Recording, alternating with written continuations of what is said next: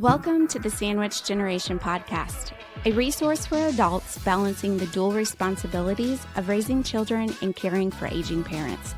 Whether you're helping your parents downsize, explore real estate options, navigating caregiving, or looking for practical advice to help your family thrive, this is the place for you.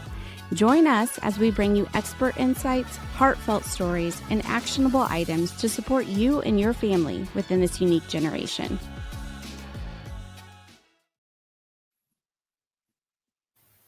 To make you want to dance. It does. Well, hello there. Hello. Hello. Hello. We Hi, are Todd. so cheesy today because, like I said, I don't think we've ever recorded a podcast on Friday. I just think we're loopy. It's a little casual Friday. I like Cash Friday. Yeah. This is coffee, by the way. I came into this room and Todd was telling on me. it. It's all I have a right. story. I'll tell it. That's funny. Wow. Well, go ahead, Sara. I was just, I'm like, I don't even know what's going on right I now. thought you were going to introduce the podcast, like introduce Todd or whatever. I was going to let you do that. Oh, okay. I'll do it. I'm There might be distracted some by, editing going on. there's some Hey. editing. Yeah. Or maybe not. We Sometimes the like bloopers are the see. best. Yep. That's Yeah. what people want to hear, the real life. So I'm distracted by my new background. All I really did was turn my desk, but then I was in a meeting before this and I was like, oh, I think I actually like that. It's kind of clean. We kind of look like similar backgrounds. So I'm distracted by that. So if you see me like hopping around, that's why, or moving things around. That's why. I'll figure out. But, well, I think some of our best podcasts are the ones that we get to interview friends in the industry. And I would consider Todd a friend in the industry. Mm-hmm. Absolutely. Yeah. So, yeah. So tell us about yourself, Todd. Sure. So I originally started out in moving and storage. So in 1997, I moved to Orlando and I was sent from a temp agent to a moving and storage company. And that's how I ended up in moving and storage with a 30-year career. So I didn't know that about you. So you started with a Tell temp people that. agency. You're only 32. I know I started young. So Real young. fast forward, Indianapolis, I found work with Wheaton Moving and Storage, which is a great organization. Started there in the international department. And as I moved up, I had the opportunity to start working with some outside accounts and started working with NASM, the National Association of Senior Move Managers, of which you're a member.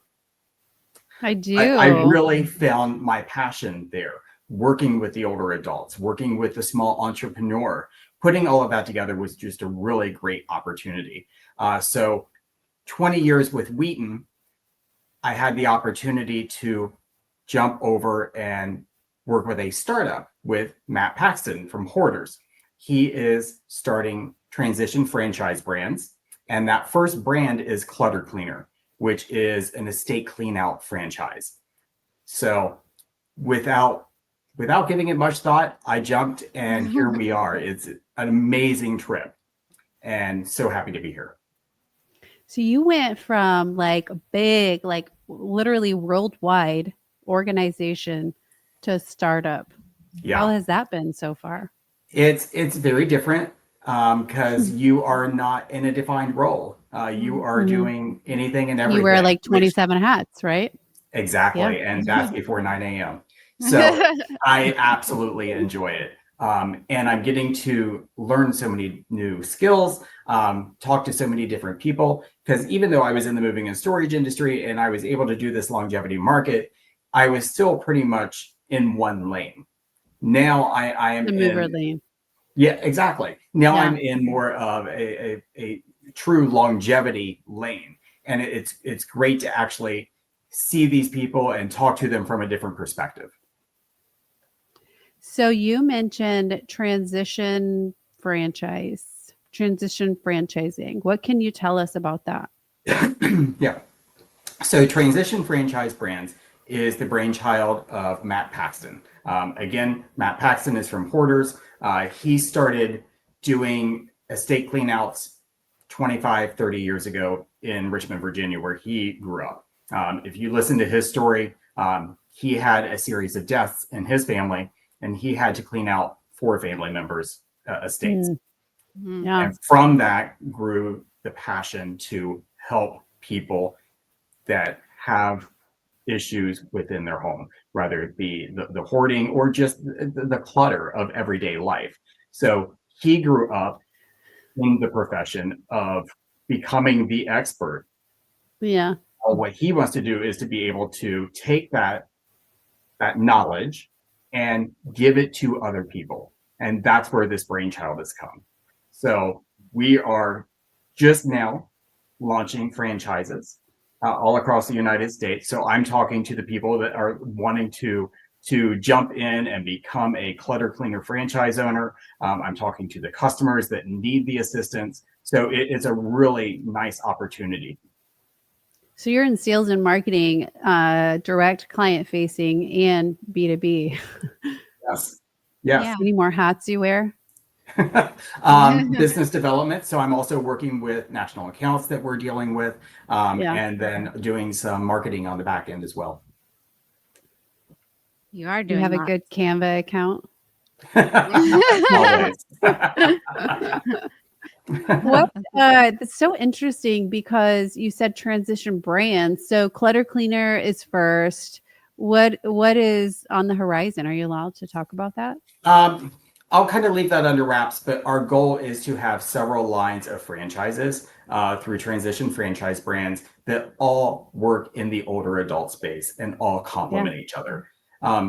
Really, you, me, Matt, that's our neighborhood, is that older adult space, and that's what we know, and that's really the people that we want to help. And love, yeah, and we love. know and love Absolutely. it. Yeah. Like Matt said, there's nothing better than getting a job and a hug at the end. Yeah.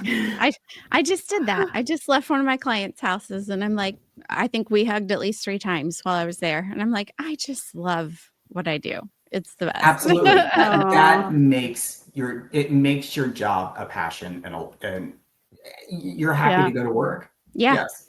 Yeah. I have a client right now who tells me that she loves me every time we leave each other. She's like, I just love you. Yeah. That's so amazing. I just say I love you too. Yeah. That's what makes it worth it. It's great. Yeah.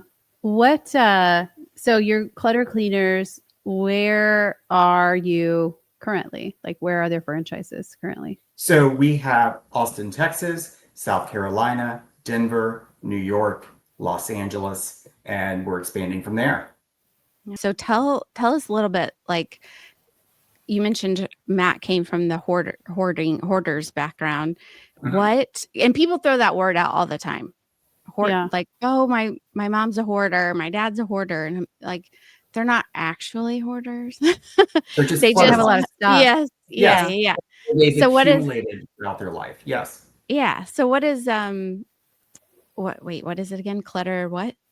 Clutter cleaner. Cleaner. So Clutter what cleaner. do they like? What do they do? What do they help with? So we can certainly go in and help with a hoarder situation. Our teams, our franchisees are trained to assist at that level. More than likely, though, what you're going to see are just like you were talking. As I talk to customers, hey, I inherited my mom and dad's stuff, and now we've got our stuff, and we are now trying to downsize ourselves, and we don't know where to start. And as well as I do, stuff becomes a barrier. People can't move forward. Yeah. So they're kind of stuck where they are mentally and physically. So we're able to go in and help them curate a custom plan based on their specific needs, their specific wants, and help them move forward. I love the website. It's easy to read, clean. And for our audience, we could throw that out there, cluttercleaner.com. Yeah, it doesn't have a lot of clutter. Yes. It doesn't have a lot of clutter. I love it. On brand. Remember, when we were hosting our events at Wheaton, Yes. We would always, well, not even then, but like we've been doing these events for 10 years, but we always talk about like tchotchkes that we could be handing out. But we always go back to, no, we're getting rid of stuff. We're not giving them any more stuff to go into their house Absolutely. because we're going to be the ones like, trying to Cleaning clear it it out out. before we list it. Yeah. Well, so the average home has 300,000 items in it, starting with your refrigerator all the way down to your pens, your pencils that are stuck in the back of a drawer. How many? That's 300,000. 300,000 on Wow. average. Yeah. Wow. That's a lot of stuff just in a normal Yeah. home. Now you add in mom and dad passed away, and now I've got everything from them or an aunt or an uncle. Three It does generations quickly add sometimes. up to where it does become that wall of stuff that you don't know what to do with. Mhm. And then you have, on top of it being stuff, you have the memories that are attached to them.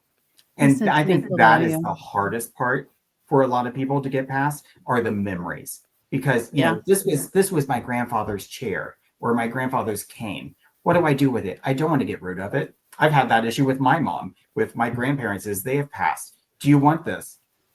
No, I don't. Yeah. But okay, I'll take it.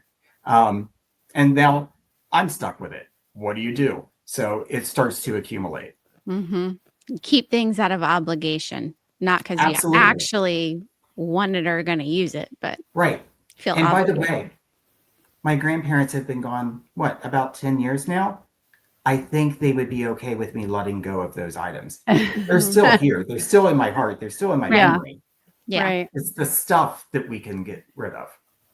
Yeah, that's what I always tell people too. Like, just because the actual physical item goes away does not mean the memory is going to. You can hang Absolutely. on to those things. So, yeah, Absolutely. Do hard. you all, as part of your services, do you have any sort of memories preservation service, or is that somebody that you partner with, or you could partner with? Those are things that we partner with. So Artifacts is a Yeah. great organization and software company. So where you can upload pictures or documents. And what I love about that is then your family can attach to it and tell the stories behind those documents and share those with the rest of the family.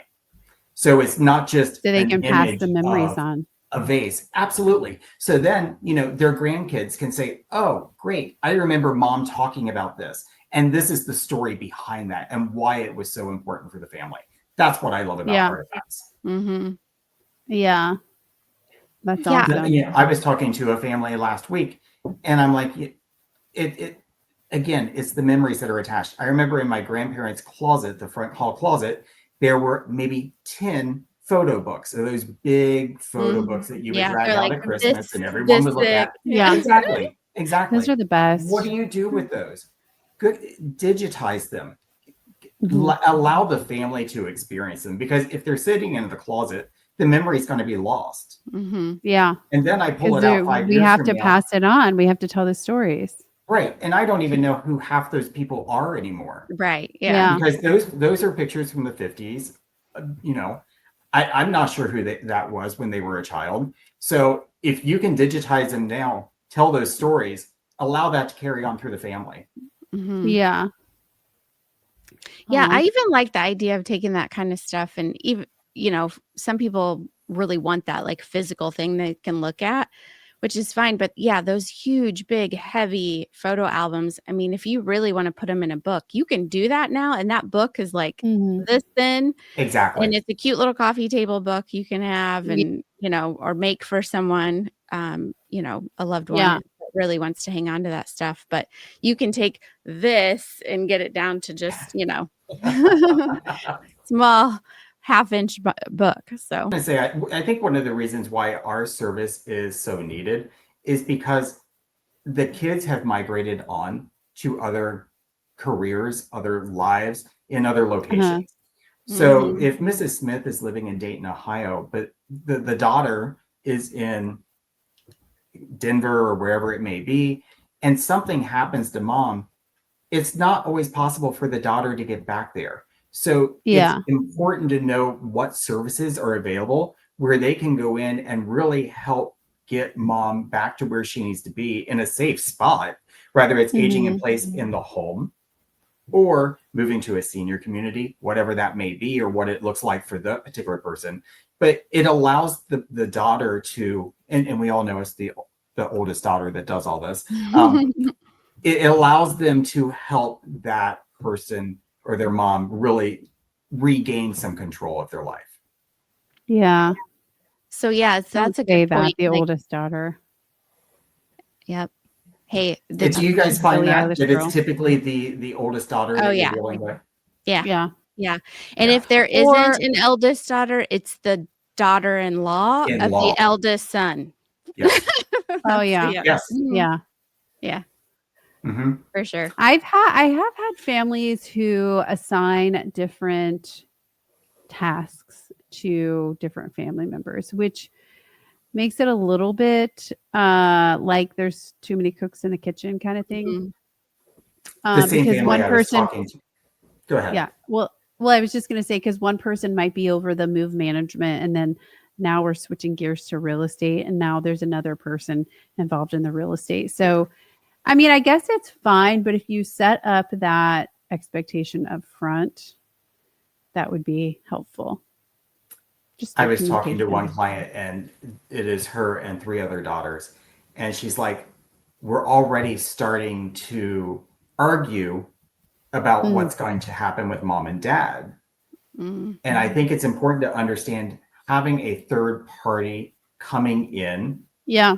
as the expert sets it allows the family to stay over here and stay cohesive and stay out of that arguing stage, and things can move forward because now Well, the it professional is eliminates here. the bias. It eliminates the bias because we're all biased to our own families, and which is why we need a third party person who's unbiased, who can make rational decisions. Because when we're biased and we're emotional and we have sentimental value and we have all of the whole family triangle thing happening, we're not thinking clearly. Yeah, I mean, emotions are high. yeah. I think you can Mm. indicate with them being biased because they are all attached to what's going on. Yeah. Absolutely. And if you bring in that third party, they're not attached to the memories. They're not attached to the home. They didn't grow up there. They're able to make solid decisions or sound decisions based Yeah. on what should happen and in the best interest of the family. Mhm. Exactly. Yeah. Unbiased decisions and rational decisions. So who, other than the eldest daughter that you're working with, like who's your ideal client? Like, is it somebody that has already passed and you're going in and cleaning out an estate, or is it somebody that's trying to move, or both? I think you've hit on something there. So one, if you're dealing with a probate attorney, you can go in and you can get the job done. It's a 3-day job. You go in, boom, boom, boom, it's done. But you don't get that hug at the end. Which is really important. Wait, I was getting ready to say have those that are hug. Sarah's favorite clients. Yeah, I do like She those. doesn't want the hug at the end. I mean, family dynamics can always add hurdles to any project. Absolutely. But I think that's also where you get the biggest satisfaction when the Mhm. family really starts to understand, wow, this is happening, and mom is going to be okay. Mom is going to be able to move forward. She's going to be able to live in the house again, or she's going to be able to move in with us and actually afford it. So I think that's the most satisfying to me. Yeah. Yeah, I that's had a fun. client the other day that we got the house cleaned out, and I sent a picture of the empty garage to the 3 kids. And the texts were hilarious that came back because they were like, "Wait, what? I had no idea that garage was that big. I've never ever seen it like that in my whole Blew their life." You minds. know, like it literally blew their minds. They're like, "This doesn't even feel like the same garage." Like, no way, you know. So But those are that's a I've great heard that point. too. I've heard that before too. Once we get everything cleaned out, it's just a shell of what it was when all their stuff is there. Isn't that yeah. crazy? Well, I think it's another perspective of that is the clutter, the stuff just has become normal and become a way of Mhm. life. Yeah, they don't And even see it. you don't see it exactly because it's just there. It's just the way life is, and that's not the way life has to be. And life can be decluttered. You can park your car in the garage. We drive around and you see people that, how do you have a garage and you cannot park in it? That's so annoying. I feel the same. Yeah. I feel the same. We have a voluntary HOA in my community, so people park on the street, and it's the most annoying thing to me. Hopefully my neighbors aren't listening to this, but they have like a super long driveway, and there is always at least one car on the street. Yeah. And I'm like, your kids are all in college at this point. What in God's name is going on in that house of yours that you can't, or in the garage that you can't put yours and your husband's car? Or just at least pull it in the driveway. At least in the driveway, right? Yeah. Because our Rebuilding streets shed. are narrow. Our streets, well, our streets are narrow. So when a car is parked on the road, one on one side, two cars can't get through. And then absolutely. never mind if somebody else is parked on the other side. You know, you just pray that nobody has a fire or an emergency. Yeah. We're rebuilding our shed, and everything that was in the shed is now on my side of the garage. And there has been some delays. We will not talk about that, but some delays in getting that shed put up. So I have been parking outside since the end of July. And I better get that done before winter time. Yep. I had made the comment, as God is my witness, there will not be a snowflake on my car. Not one snowflake. We are getting this wrapped up. Yeah. I do not blame you at all. That's some insight into Todd's personal affairs. Check back and see what happened. Yeah. It's funny. Yeah.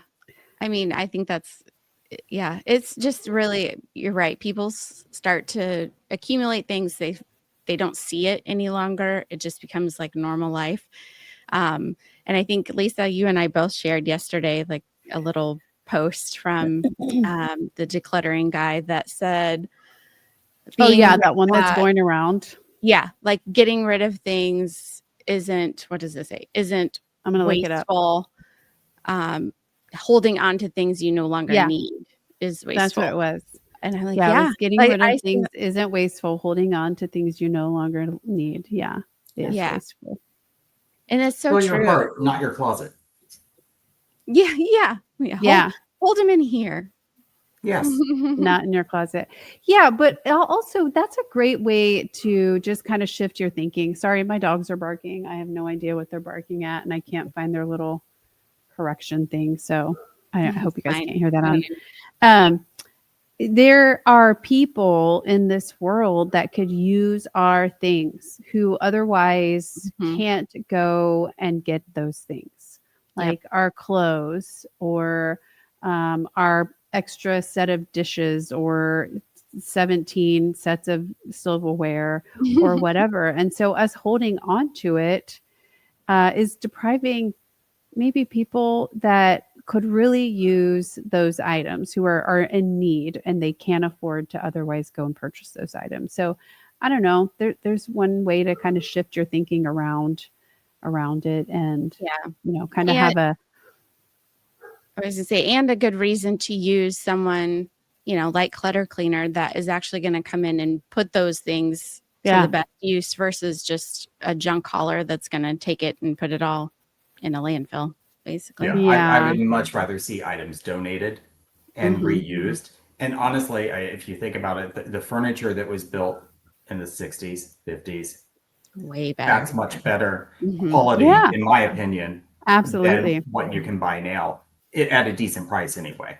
And at a decent price. And there are some really great companies that will reupholster things. I had a client that reupholstered her couch before she moved to Colorado. It was beautiful. Actually, I need to get that guy's name. But so because they just don't make things like they used to. I bet that couch was still in great shape. Just needed a little solid freshen up, Absolutely. And it'll have another lifetime of use for it. Yeah, for sure. What is your best piece of advice for your ideal client? Start small. Pick a drawer. Pick a closet. You don't need to eat the entire sandwich all at once. Take it at a bite at a One time. bite at a time. Yeah. Absolutely. And you can make progress. There's so many times when you walk into a client's home for the first time and you see all the clutter, but you see where they're sitting, there's a box, and they are trying to do it. They're just overwhelmed. They don't know what to do next because there's just so much stuff. So keep trying, but also know when to ask for help. Asking for help is not failure. Asking for help is a win. Mm-hmm. So what are some clues that we can share with our audience that would say, I need help doing this? And keep in mind, by the way, the audience of our podcast are, it's like 90% female between the ages of 39 and 59, or 35 and 59. Okay. So those daughters that we were talking about. Yeah, absolutely. So if you go home to mom and dad's and you're starting to see piles on the floor, you're starting to see obstructions, and especially as you're dealing with older adults, now these are becoming trip hazards. Yeah. So you want to understand how this is going to affect their daily life. Are they going to be able to be safe in their own home? So these are the signs you want to Because watch. we all know that when we get into our 70s and 80s, a fall is something that could really, really lead to a tragedy. Yeah. Absolutely. Absolutely. And even if it's not a tragedy, it's a longer recovery time. Yeah. Mhm. Yeah. So you And want other to things, make sure. other ailments can happen during that recovery time. I have a client Absolutely. who was in assisted living. She fell in assisted living, went to the hospital, got ready to come home, went back to the hospital because now she had pneumonia that she probably got in the hospital. Yeah. Right. Yeah. Yeah.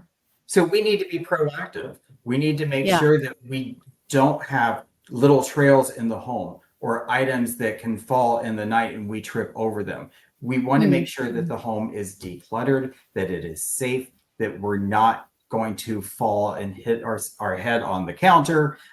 These are all the little things we really need to watch out for.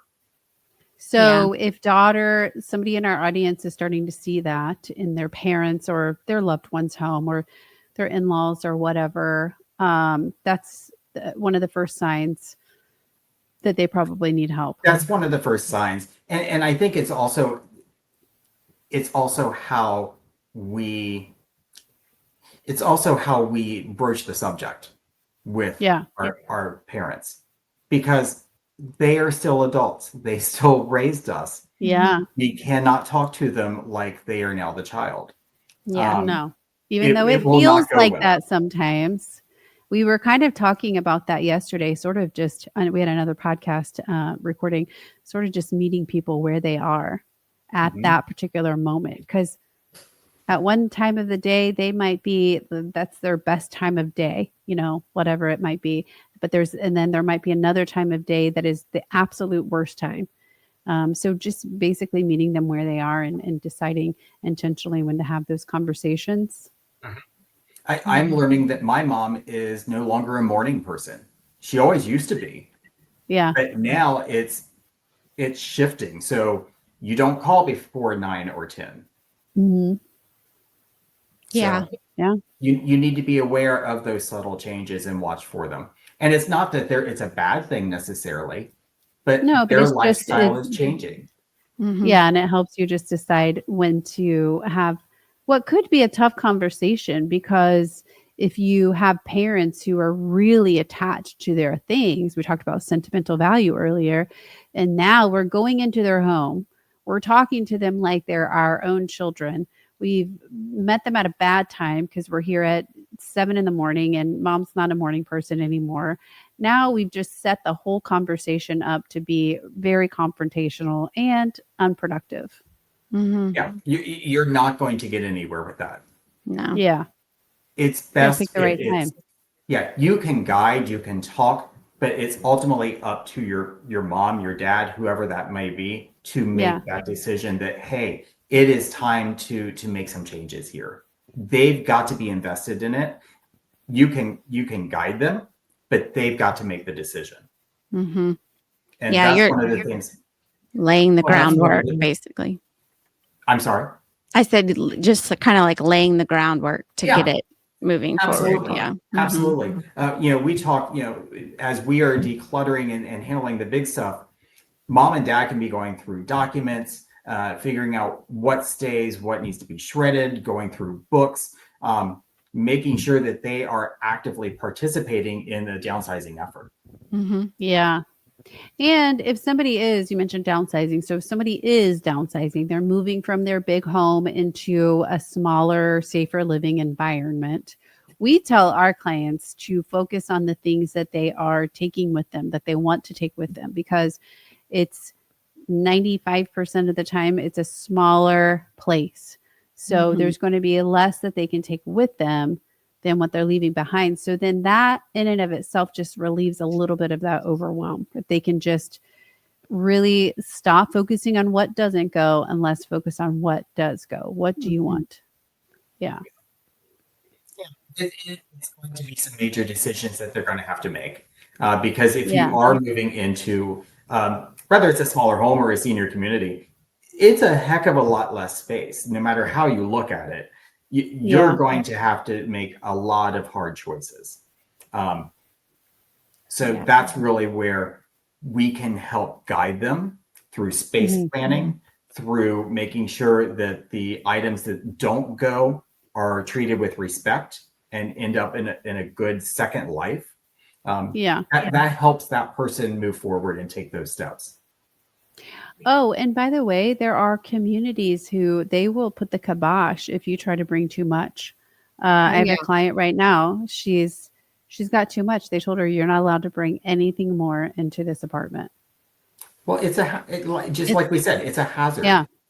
Yeah. They don't want falls to happen either when you get not on their watch. No, Mm-hmm. because that could affect their licensing and their ratings and all of that. Yeah. Back in my moving days, there was a couple that was moving from Arizona to a senior community in Charlotte, North Carolina. And they were true hoarders and they would not downsize. They were moving into a 1-bedroom and they ended up having a semi-truckload of goods that they took. And they rented storage units. I think there were 5 or 6 storage units that they rented. It's the biggest racket. And that's one, yes. But 2, they are going to rent those storage units for the rest of their lives. They are never going to go back to them. They often never step back foot in that. Absolutely not. But the attachment to those items were so strong that she could not let go of them. Mm-hmm. She was literally worshiping their things. Their stuff. Yes. Yeah. That's a whole other mental health aspect level of right. And that's you have to be aware of that as you are working with someone. Are they true hoarding tendencies, or is it just a clutter bug that got out of control? A clutter bug that got out of control. I love a clutter bug. What do you all do? A little bit of a bug. What would you do if you recognize that it was more than a clutter bug that got out of control? That's where you really have to make sure that the person is getting some professional help. And that is whether it's with the family. Because it is an illness. It's not just something that happens. And it's typically because of something that happened earlier in their life. There's something that typically triggers the hoarding. So if you can, not you, but get them someone who does work with them professionally, it can be a great help. Because you can clean the house out, but if you don't fix the root cause, if you don't fix what triggered that, it will happen again. Right. Or at the new place, wherever they're going, it's going to continue to be a battle. And like you said, if it's a senior community, now they're possibly being, ejected from the senior community. What happens then? Yeah. Are they going to live Yeah. with the daughter? They're coming to live with you. Yay. Nope. Not on my watch. Not happening over here. I'm sending them to you, Todd. Sending them to you. Yay. Hopefully the garage will be empty and they can stay there then. Oh my gosh. We really do love seniors though. We really do. We're teasing. Yes. Yeah. Well, I knew that this would be a fun podcast because you're just a fun person. Thank you.